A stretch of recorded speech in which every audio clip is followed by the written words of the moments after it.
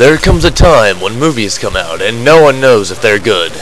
Will the film end up on the wall of greats or end up in the trash? This show can help. This is Critics Corner with Rob and Derek. Will the movies rock or will they stink out loud? Now will you please welcome Rob LaFlamme and Derek Hart.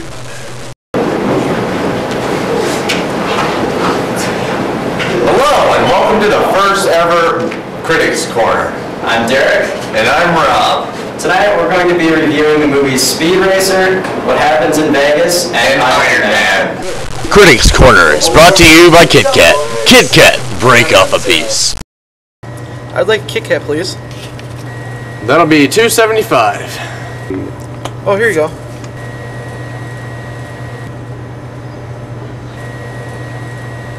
Well, Well, what? where's my Kit Kat? Sorry, we're out. Well, What do you mean? what do you mean? We don't have any more? Can I get my money back? Sorry, no refunds. You just put that up. No, I didn't. Yeah, you did. Prove it. Can I at least get my change back? Sorry, the register won't open without a purchase. All I have is $3 now. Could I interest you in a Kit Kat? Yes, I would love a Kit Kat. Sorry, we're out. I don't deal with this.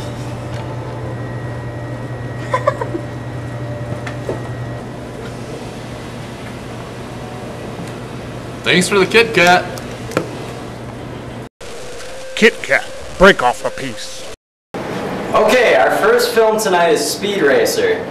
It starts off with Speed in elementary school.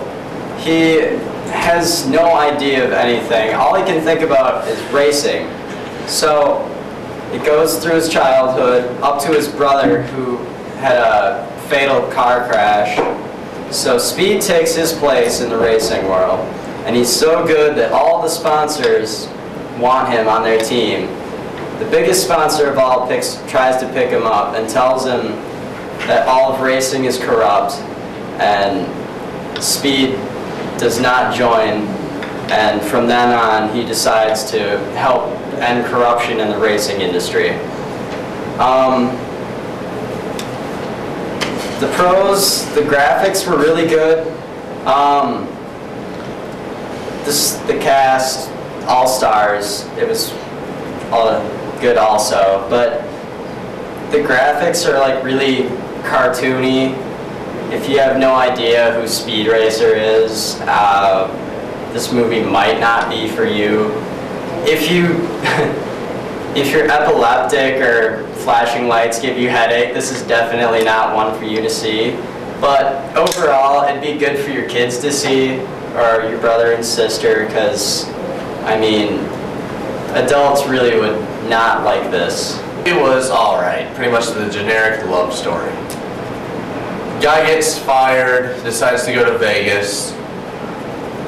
Woman gets dumped, decides to go to Vegas. Both of them end up accidentally sharing a room together, and they both decide that, hey, they can probably be friends, at least while they're in Vegas, because, you know, what happens in Vegas stays in Vegas. But it turns out they got really drunk and they got married. Well, they find out what a big mistake they made later that next morning. And they basically realize, hey, we're gonna go ahead and get a divorce. But they have a little spat about how I'm better than you and you're trash and I'm probably never gonna see you again. And then Ashton Kutcher's character finds out that Cameron Diaz's character dropped a quarter, so he puts her quarter in a slot machine, and they just happen to win $3 million while they're still married. So basically the entire movie is them trying to screw up each other so during the divorce they can have the money to themselves. But it's basically like that movie, if you've ever seen it, The Breakup, which is all lovey-dovey in the end and stuff. It's average. I'll have to give this one a 5 out of 10. Alright, now time for one of the greatest Marvel movies of all time, Iron Man. Yep. Alright, so Tony Stark is this massive weapons builder, and he goes to Afghanistan to show off his new weapon called the Jericho. Now, after successfully detonating it, terrorists come and kidnap him and take them back to their like secret tunnels and force him to build the Jericho for them. Now, to escape, he's got to build the Iron Man suit, which is like amazing. And he breaks out and gets home. And Rob, you... Oh, okay. First off, the original Iron Man suit is basically just a giant trash guy. You could have made it with pots and pans. He basically did make it with pots and pans. All he had was scrap metal. But pretty much whenever he got home, all he did was a majorly awesome condensed version of it. Super upgraded, basically. Iron Man from concentrate, dude. That was absolutely phenomenal. This dude is the freaking Man of Steel with literal means in the Marvel universe. Alright, well, anyways, what are the cons of this film? I just loved it. The graphics are amazing, the computer generations, I mean,